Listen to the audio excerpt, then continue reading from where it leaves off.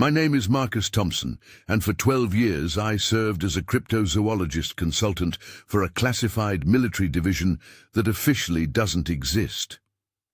What I'm about to tell you happened 3 winters ago in an underground facility so secret that even its location was compartmentalized. I was brought in because of my expertise with what the military calls anomalous biological entities, creatures that shouldn't exist according to conventional science, but do.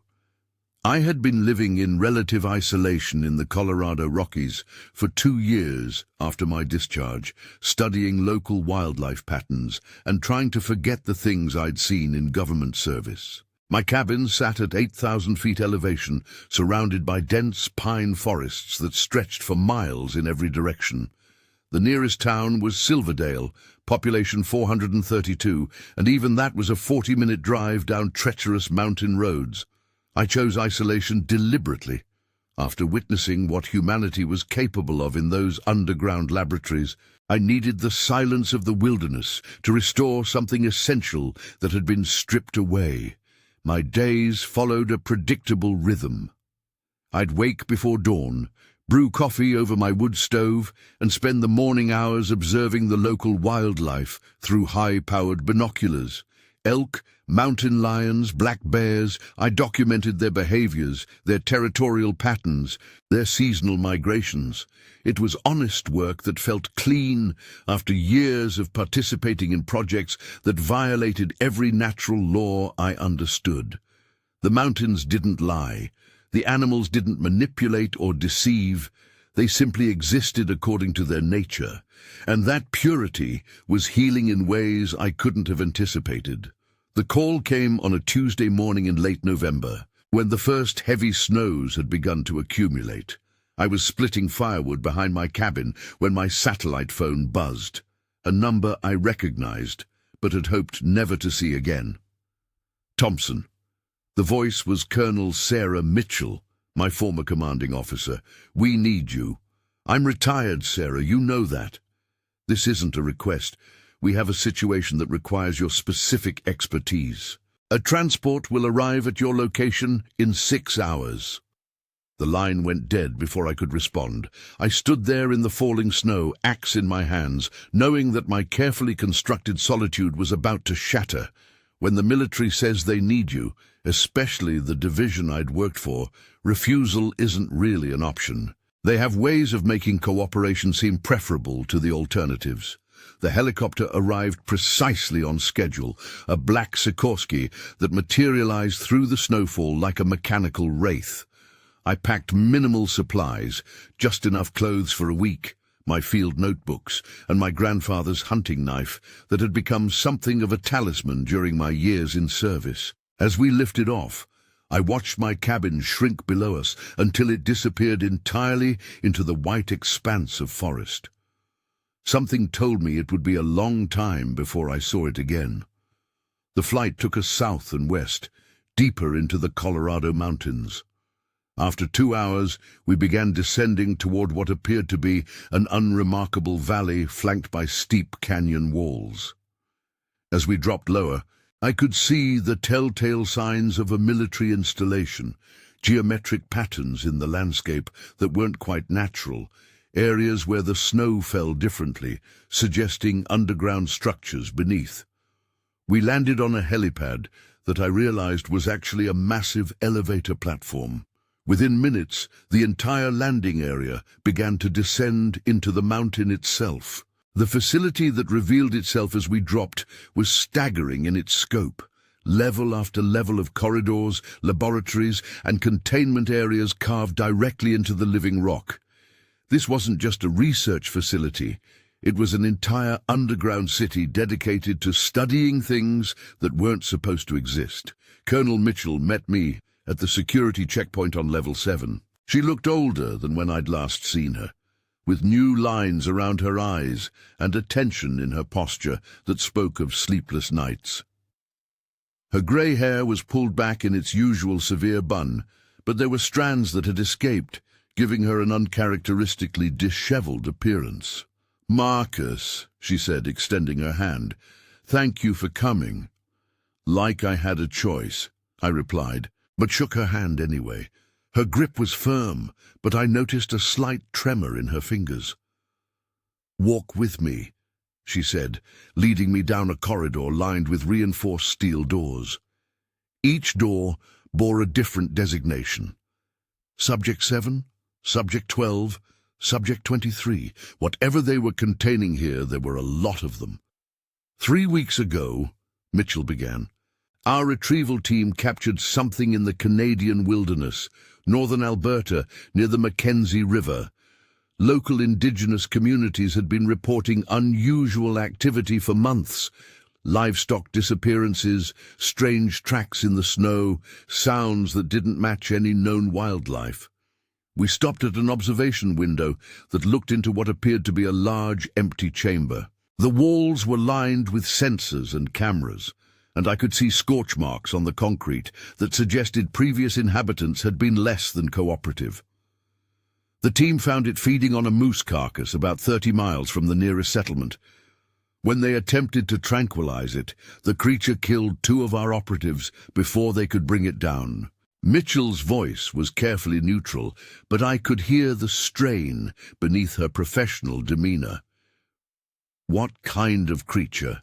I asked, though I was beginning to suspect I already knew. The indigenous guides called it Wendigo, a cannibalistic spirit from their traditional stories. Our scientific team prefers the term unknown bipedal predator, but the description matches historical accounts remarkably well. Humanoid, approximately 9 feet tall, covered in matted fur, with pronounced cranial elongation and enlarged canine teeth. But Marcus... She paused, looking directly at me. "It's intelligent, more intelligent than anything we've encountered before." She led me to another observation window, this one looking into an active containment chamber. What I saw there changed everything I thought I understood about the natural world. The creature sat in the center of the room, its massive frame hunched over in what might have been meditation or simply exhaustion. It was exactly as Mitchell had described, humanoid but wrong, as if someone had taken human anatomy and stretched it through a lens of nightmare. Its limbs were too long, its fingers ending in claws that looked capable of rending steel. The skull was elongated, almost wolf-like, but the eyes were disturbingly human. But what struck me most wasn't its physical appearance. It was the way it carried itself. There was a dignity to its posture, a thoughtfulness in its movements that suggested deep intelligence. This wasn't some mindless beast driven by hunger. This was something that thought, that planned, that perhaps even mourned. "How long has it been contained?" I asked. 18 days.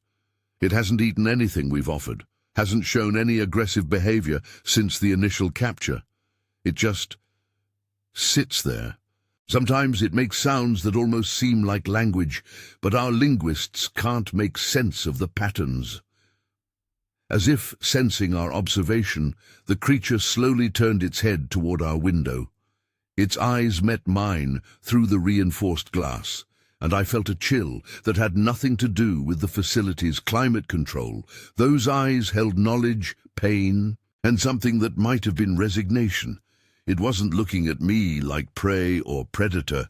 It was looking at me like one intelligent being acknowledging another. "What do you need from me?" I asked, unable to break eye contact with the creature. "Communication," Mitchell said. "Every attempt at establishing contact has failed. It responds to stimuli, shows clear signs of intelligence, but won't interact with our research team. We need someone with your background in animal behavior and your experience with unusual species." The creature continued to watch me, and I found myself studying its facial features more closely. There were scars on its muzzle and around its eyes, old injuries that spoke of a hard life in the wilderness. But there was something else. Something in its expression that reminded me uncomfortably of the photographs I'd seen of prisoners of war. this being understood exactly what had happened to it. "I'll need complete access to all research data," I said finally. "Capture footage, behavioral observations, everything. Of course, Dr. Rebecca Hayes will brief you on our findings. She's been the lead researcher since the creature arrived." Dr. Hayes turned out to be a woman in her early 30s with the intense focus of someone who dedicated her life to understanding the incomprehensible. Her laboratory was a marvel of modern science. Banks of computers processing behavioral data, spectrographic analysis of the creature's vocalizations, even atmospheric sensors monitoring the chemical composition of its breath. "It's unlike anything in the fossil record," she explained, pulling up holographic displays of the creature's bone structure. "The skeletal modifications suggest adaptation to extreme cold and a diet of large prey animals. But the cranial capacity is enormous, larger than modern humans, even accounting for the elongated skull structure. Whatever this thing is, it's built for both physical predation and complex thought." "What about its behavior patterns?" I asked, studying the data streams from the containment chamber. "Fascinating and frustrating in equal measure, it exhibits clear circadian rhythms, despite being held in constant artificial lighting.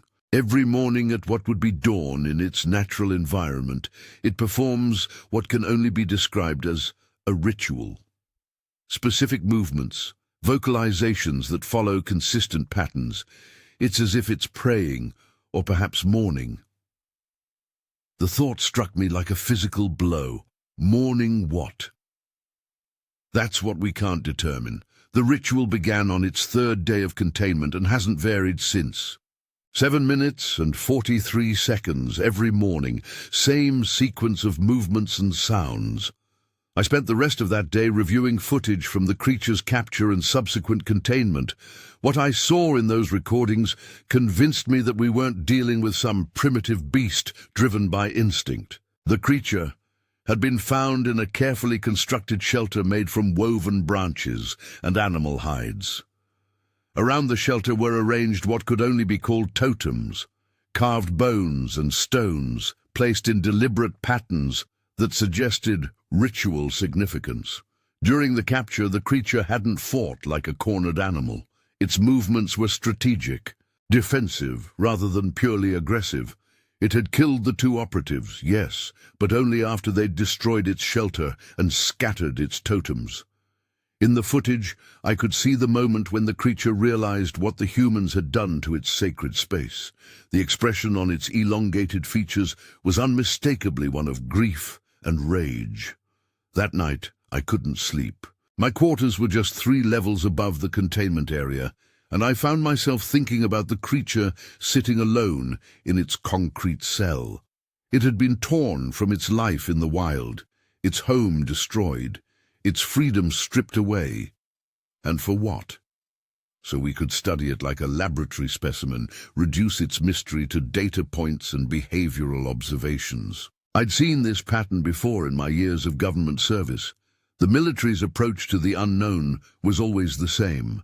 Capture, contain, analyze, weaponize. They couldn't simply observe and learn. They had to possess and control. It was a fundamental flaw in human nature that I'd grown to despise during my time in service. Around 3 in the morning, I gave up trying to sleep and made my way down to the observation level. The facility was quieter at night, but never truly silent. The hum of ventilation systems, the distant sound of computer processors, the occasional footsteps of security personnel, it all combined to create an underlying tension that seemed to permeate the entire installation. The creature was awake when I arrived at the observation window. It sat in the same position as before, but its head was tilted upward as if listening to something I couldn't hear. As I approached the glass, it turned to look at me with those disturbingly human eyes. For several minutes, we simply regarded each other through the barrier. I found myself trying to imagine what its life had been like before the capture, roaming the endless forests of northern Canada, following ancient migration patterns known only to its kind. Did it have family? Others of its species that were now wondering why it had never returned from its hunting expedition. Slowly, the creature rose to its feet. Even hunched over in the low-ceilinged chamber, it was imposing, easily 9 feet tall, with a frame that suggested tremendous physical strength. But its movements were careful, deliberate, as if it were consciously trying not to appear threatening. It approached the observation window until it was close enough that I could see the details of its features clearly. The fur that covered its body was a deep brown shot through with grey, and there were more scars than I'd initially noticed. This was an old creature, one that had survived countless challenges in the harsh northern wilderness. As we stood facing each other, separated by inches of reinforced glass, the creature did something that fundamentally changed my understanding of what we were dealing with. It placed one massive, clawed hand against the glass, fingers spread wide. The gesture was unmistakably human, a greeting perhaps, or simply an acknowledgement of my presence. Without thinking, I raised my own hand and pressed it against the glass opposite the creature's palm. Even through the barrier, I could sense the warmth of its touch. We stood like that for what felt like hours, but was probably only minutes. 2 intelligent beings trying to bridge the gap between their species. Then the creature began to make sounds, low, melodic tones that rose and fell in complex patterns. It wasn't the random vocalizations that Dr. Hayes had recorded. This was deliberate communication, and it was directed at me specifically. The creature was trying to tell me something. "What are you saying?" I whispered, knowing it couldn't hear me through the soundproof glass, but hoping somehow my intent would be communicated. The creature's vocalizations grew more urgent, more complex. It gestured with its free hand, pointing first at itself, then at me, then toward what I realized was north, the direction of its homeland. The message was becoming clear. It wanted to go home. Over the following days, I began spending all my available time at the observation window. I brought notebooks, recording equipment, even some of my old linguistic analysis software. The creature seemed to recognize my consistent presence and began to exhibit behaviors it had never shown to other researchers. It would approach the window whenever it sensed I was there. And we developed a rudimentary form of communication through gestures and expressions. I learned that it had names for different things, specific sounds for concepts like home, cold, hunger, and sadness. Most heartbreakingly, it had a sound that it made when looking north, a mournful call that I came to understand meant family or pack. Dr. Hayes was fascinated by these developments. "It's never shown this level of interaction with any other staff member," she told me during one of our briefings. "Whatever you're doing, it's working. The creature seems to trust you." "It has a name for me," I said, playing back one of my recordings. "This sound here, it started using it on the 3rd day. It's not a word I've heard it use for anyone else." The sound was difficult to transcribe using human phonetics, but it resembled a low, rumbling call that somehow conveyed both respect and sadness. I began to think of it as my name in its language, and I started using a similar tone to address it in return. The breakthrough came during my 2nd week at the facility. I had been working with the creature on basic vocabulary, trying to establish common reference for simple concepts. We had successfully communicated ideas like water, food, and pain. But I wanted to try something more complex. I brought photographs, images of the northern Canadian wilderness taken by satellite. When I held up the first image, showing the vast expanse of boreal forest where the creature had been captured, its reaction was immediate and profound. It pressed both hands against the glass, vocalizing with an intensity I'd never heard before. There were tears in its eyes, actual tears streaming down the fur of its face. The creature began pointing frantically at different areas of the photograph. making sounds that I gradually realized were names for specific locations. It was showing me its territory, its hunting grounds, places that held meaning in its life. When I showed it an image of a frozen river, it made a sound of pure joy and began what could only be described as excited gesturing. That's where it lived, I told Dr. Hayes later, that specific river system. It knows every mile of that territory like we know our own neighborhoods. Remarkable. The level of geographical memory suggests not just intelligence but culture, the ability to pass complex information between generations. But as the days passed, I began to notice disturbing changes in the creature's behavior. It was eating less of the food we provided, becoming increasingly lethargic. During our communication sessions, its responses grew weaker, less focused. The morning ritual that Dr. Hayes had documented became shorter, more perfunctory. "It's dying," I told Colonel Mitchell during our weekly briefing. "Not from any disease or injury. It's dying because it's been separated from its natural environment and its family group." This creature isn't just intelligent, it's emotionally sophisticated. It's experiencing grief and despair in ways we're only beginning to understand. Mitchell's expression was carefully neutral. "That's unfortunate, but not unexpected. Capture stress is common among large predators. We'll adjust its environment, provide enrichment activities." "This isn't about environmental enrichment," I said, struggling to keep my voice level. "This creature has a culture, a family, a life that we've destroyed. It needs to be returned to its habitat." "That's not possible, Dr. Thompson. The potential military applications alone." "Military applications?" I stood up, my chair scraping against the concrete floor. "We're talking about a sentient being, not a weapon system. We're talking about a creature capable of killing trained operatives with its bare hands. A predator that shows tactical intelligence and appears to possess supernatural endurance. The strategic implications are obvious."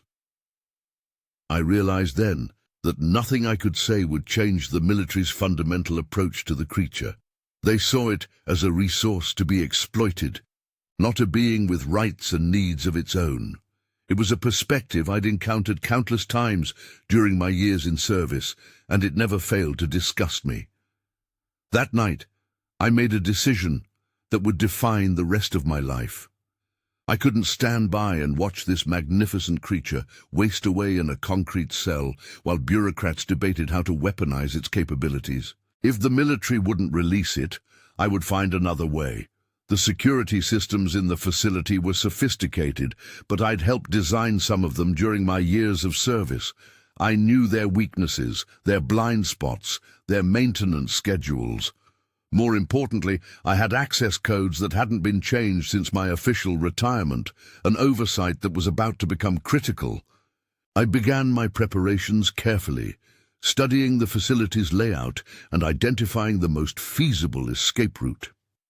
The creature's containment level had direct access to an emergency evacuation tunnel that led to a surface exit in a canyon 2 miles from the main facility. If I could disable the security systems temporarily and guide the creature through that tunnel, it might have a chance of reaching freedom. The hardest part was communicating my plan to the creature without alerting the monitoring systems. During our regular sessions, I began using more complex gestures, drawing simple maps on the steam that formed on the observation window. At first, the creature seemed confused by my increasingly urgent attempts at communication. Then, during one of our sessions, I made a gesture that mimicked the movements of running through trees. The creature's eyes widened with what I could only interpret as understanding. It began making soft vocalizations, sounds that I'd learned meant agreement or approval. It understood that I was offering to help it escape. The plan required precise timing. During the night shift change at 0200 hours, there was a 7-minute window when the security station would be understaffed. I would use that time to access the main control system and create a temporary power fluctuation that would disable the cameras and door locks on the containment level. As the designated night approached, I found myself questioning everything I was about to do. I was betraying my oath, my country, my former colleagues. If caught, I would face charges that would result in life imprisonment or worse. But every time doubt crept in, I thought about the creature's tears when it saw the photographs of its homeland, and my resolve strengthened. The night of the escape attempt, I waited in my quarters until I heard the security shift change proceeding in the corridor outside. Then I moved quickly but quietly to the main control station on level 5. My access codes still worked, though I knew that using them would immediately alert Colonel Mitchell to my involvement. The power fluctuation went exactly as planned. Throughout the facility, lights dimmed and backup systems engaged as the main grid cycled through a predetermined maintenance sequence that I'd programmed into the system. In the confusion, I made my way down to the containment level. The creature was waiting when I arrived at its cell. Somehow it had known this moment would come. As the electronic locks disengaged during the power cycling, I pulled open the massive door that had confined it for nearly 3 weeks. For a moment we stood, facing each other in the doorway, human and creature, captor and captive, though those roles no longer seemed to apply. The creature could have killed me easily, could have taken its revenge for all the days of imprisonment. Instead, it gently placed one massive hand on my shoulder in what felt like a gesture of gratitude.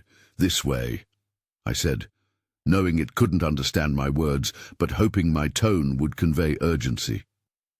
We moved through the corridors as quickly and quietly as possible. The creature's movements were surprisingly graceful for something so large, its feet making almost no sound on the concrete floors. Emergency lighting cast strange shadows as we navigated toward the evacuation tunnel. Behind us, I could hear the sounds of the facility coming back to full alert status. Shouts echoed through the corridors as security personnel realized what had happened.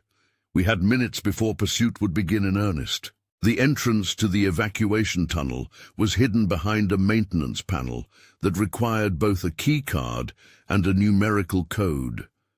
As I fumbled with the access controls, the creature stood guard, its head tilted as it listened to the approaching sounds of pursuit. When the tunnel entrance finally opened, revealing a dark passage carved into the living rock, the creature made a sound of approval. "Go," I said, gesturing into the tunnel. "Follow this passage. It leads to the surface, to freedom." The creature paused at the threshold, looking back at me with those disturbingly intelligent eyes. In that moment, I realized it understood that I couldn't come with it, that helping it escape would mean the end of my own freedom. It made a soft, mournful sound. The vocalization I'd learned meant sadness or regret. Then it did something that will stay with me for the rest of my life. The creature reached into what I had thought was simply matted fur around its neck and withdrew a small object, a piece of carved bone that it had somehow kept hidden throughout its captivity. It placed this object in my hand, folding my fingers around it with surprising gentleness. The carving was intricate, depicting what appeared to be a human figure standing beside a much larger, elongated shape. The artistry was sophisticated, clearly the work of intelligence and culture far more developed than we had imagined. It was a gift, a token of gratitude and perhaps friendship between two beings who had found understanding across the vast gulf between their species. "Thank you," I whispered, though I suspected the creature understood my intent, even without comprehending my words. It touched my shoulder once more, then turned and disappeared into the tunnel. I could hear its footsteps echoing in the darkness for several minutes before they faded entirely. Then there was only silence and the knowledge that I had done the right thing, regardless of the consequences. I was arrested before I could return to my quarters, Colonel Mitchell herself led the security team that apprehended me, her face a mask of professional disappointment and personal betrayal. As they placed the restraints on my wrists, I could see in her eyes that she knew exactly what I had done and why. 12 years of service, she said quietly as they led me away. 12 years of dedication to your country, and you throw it all away for a monster. It's not a monster, I replied. It's a being with intelligence, emotion, and culture. It deserves freedom as much as any of us. The interrogation that followed lasted for 3 days. They wanted to know everything, how I had accessed the security systems, whether I had outside help, what information I might have shared with foreign agents. I told them the truth, that I had acted alone, motivated by conscience rather than any external influence, but they also wanted to know about my interactions with the creature, the communication methods we had developed, the insights I had gained into its psychology and culture. This information I refused to provide. Whatever I had learned about the creature's nature would remain private, a trust that I would not betray, even under the threat of extended imprisonment. On the 4th day, Colonel Mitchell visited my cell personally. She looked exhausted, older than her years, with the weight of command evident in every line of her face. "It's gone," she said without preamble. "We've searched a 300-square-mile area around the exit point. No tracks, no thermal signatures, nothing. It's as if the creature simply vanished into the wilderness." I felt a surge of relief and triumph that I struggled to keep from showing on my face. "Good," I said simply. "This isn't good, Marcus. That creature represents the greatest cryptozoological discovery in human history. It could have advanced our understanding of evolution, predator behavior, even the development of human consciousness itself. And now it's gone because of your misguided sentimentality." "It's gone because it deserves to be free," I replied.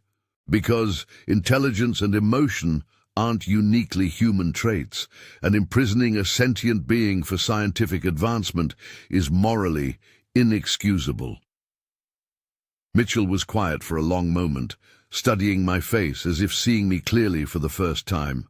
"You've changed, Marcus. The man I knew would have understood the larger implications, the greater good that could have been served. The man you knew was willing to compromise his humanity in service to abstract principles," I said. "I'm not that man anymore." The trial was conducted in military court, away from public scrutiny.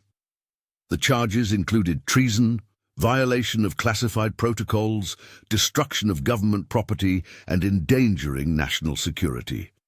I pled guilty to all charges except treason, maintaining that my actions were motivated by moral conscience rather than any desire to aid foreign powers. During the sentencing phase, I was allowed to make a statement. I spoke about the creature's intelligence, its emotional sophistication, its clear capacity for grief and joy. I described the communication we had developed, the trust that had grown between us, the profound sadness in its eyes as it wasted away in captivity. "This being taught me something essential about the nature of consciousness and compassion," I concluded. "It showed me that intelligence takes many forms, and that the capacity for suffering and joy extends far beyond the boundaries of our own species. If acknowledging that truth makes me a criminal, then I accept that designation with pride."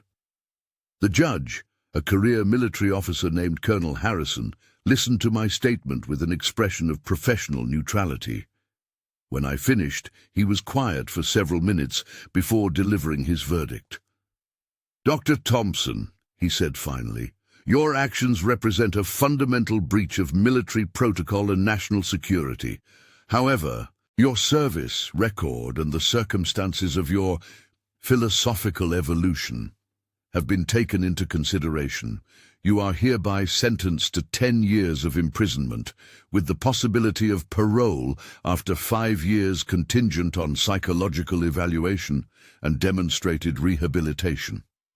As they led me away to begin my sentence, I fingered the carved bone token that the creature had given me. Somehow the guards had allowed me to keep it.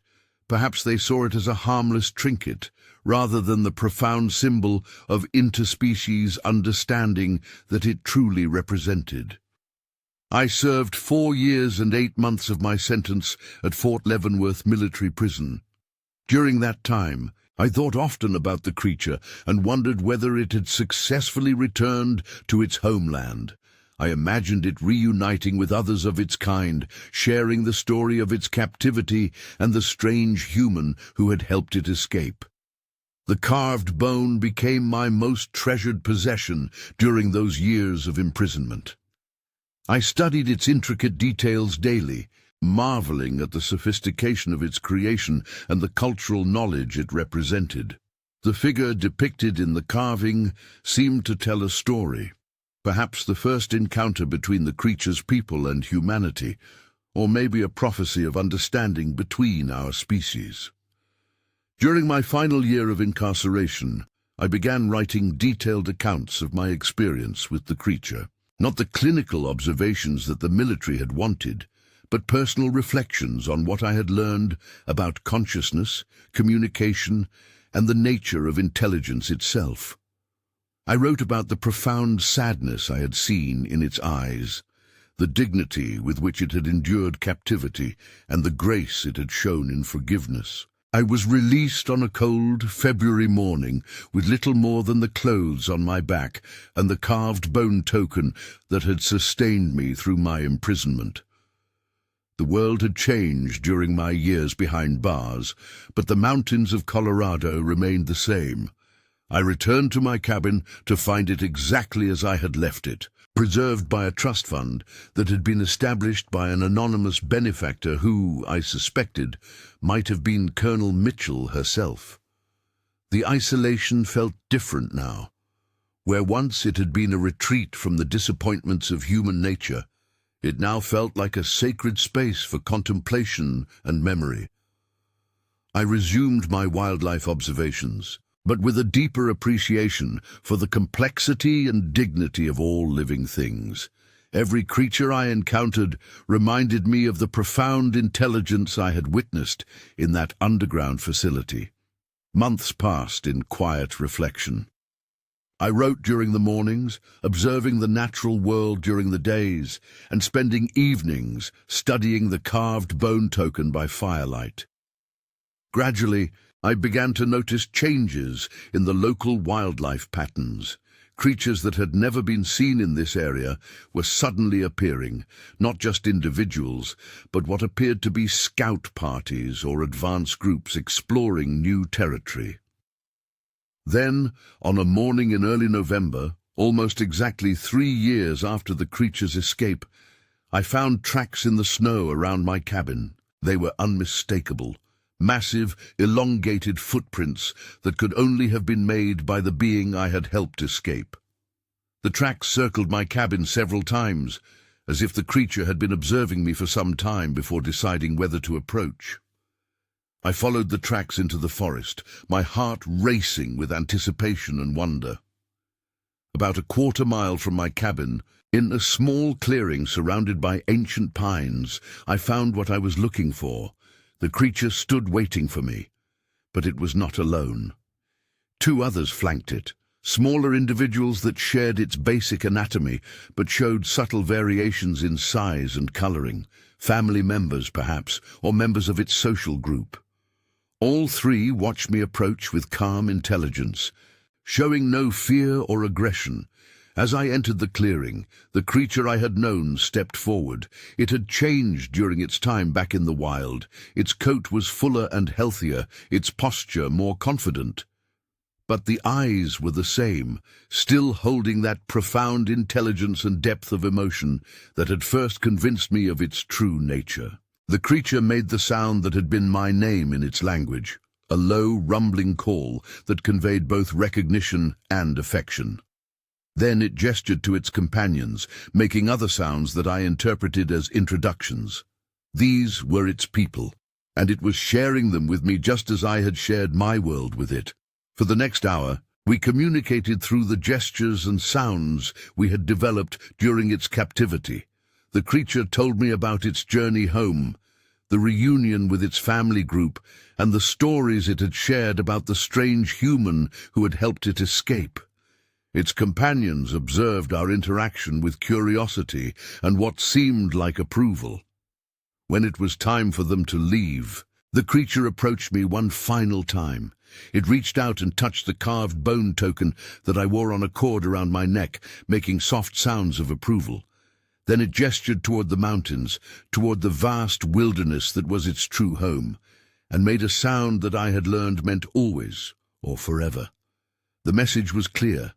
The bond between us would endure across time and distance, a connection forged between two intelligent species that had found understanding despite all the barriers between them. I watched them disappear into the forest, three magnificent beings moving with perfect grace through their natural environment. As their forms faded among the trees, I felt a profound sense of completion and peace. The creature was free, reunited with its family, living according to its nature in the wilderness where it belonged. That was the last time I saw them, though I sometimes find signs of their presence in the area, tracks in the snow, carefully arranged stones that might be messages, the occasional distant call echoing through the mountains.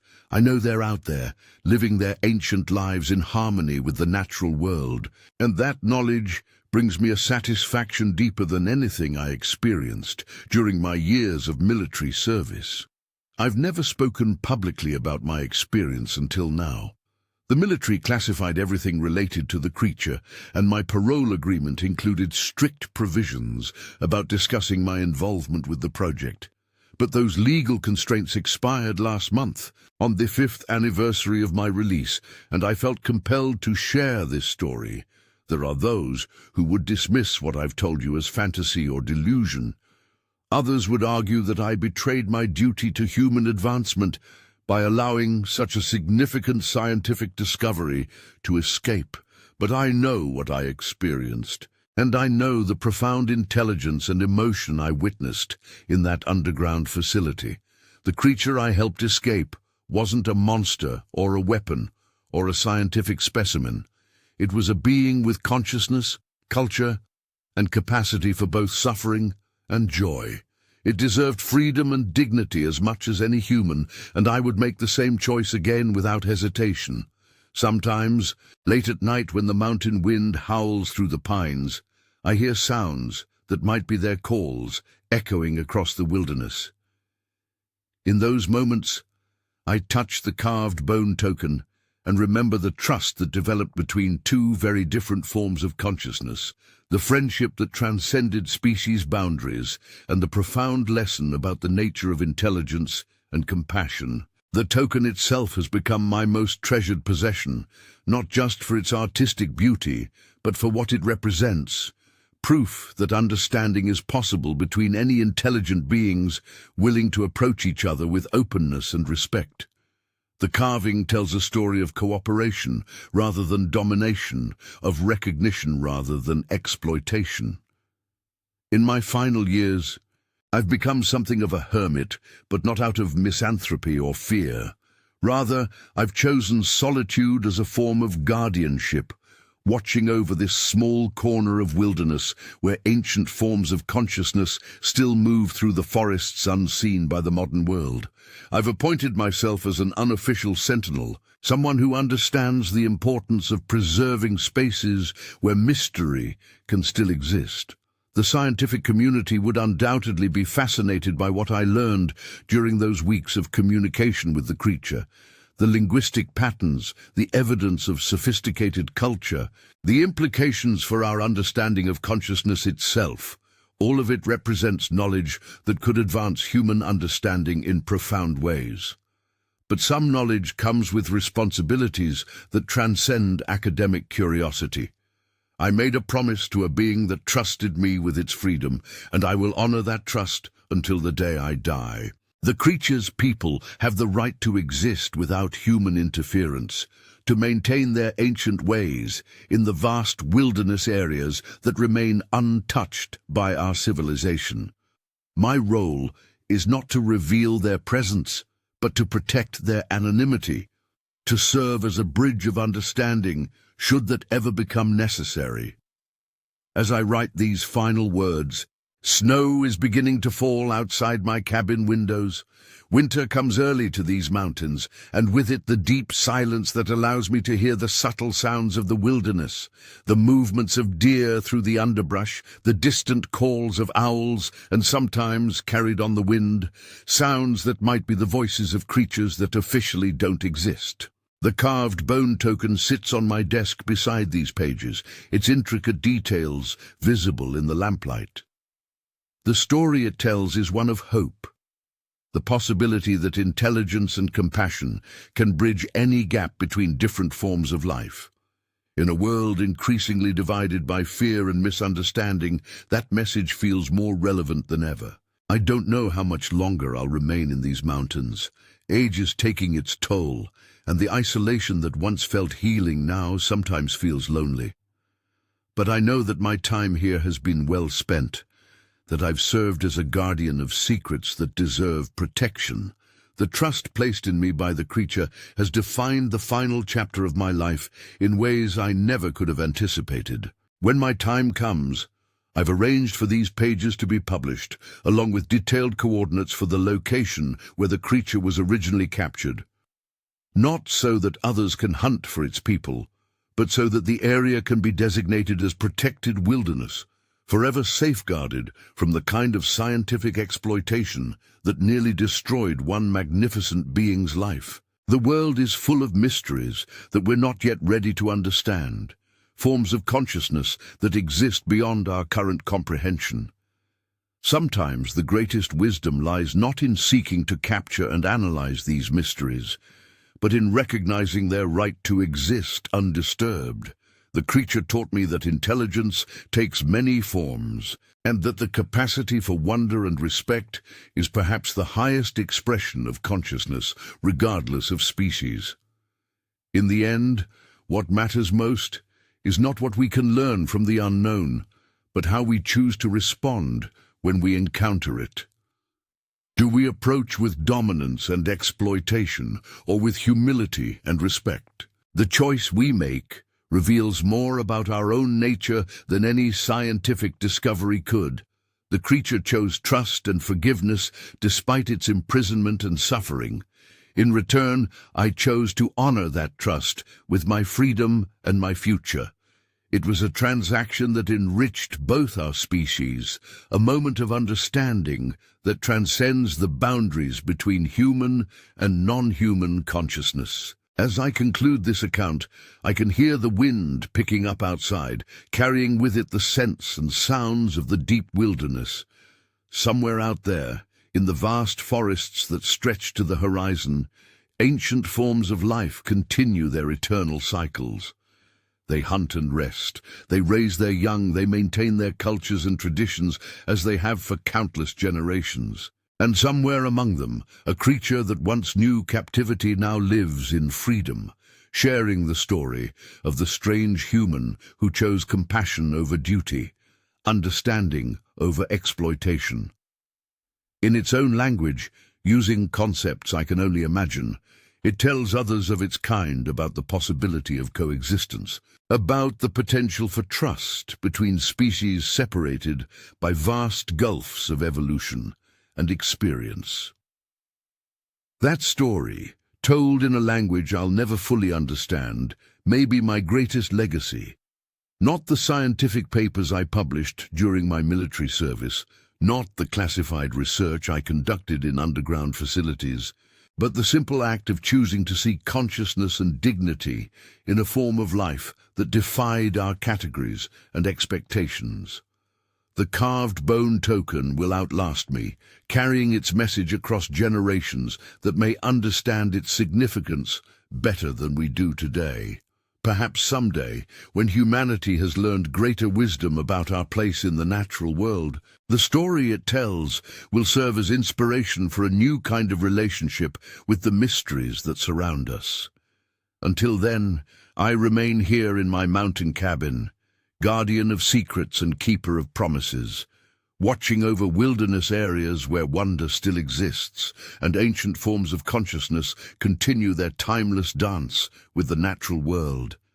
It is a sacred responsibility, one that has given meaning and purpose to every day since the moment I chose compassion over compliance in that underground facility so many years ago. The creature trusted me with its freedom. In return, I have dedicated my freedom to protecting its trust. It is a circle of understanding that connects two very different forms of consciousness in bonds that transcend species, language, and the vast distances between our worlds.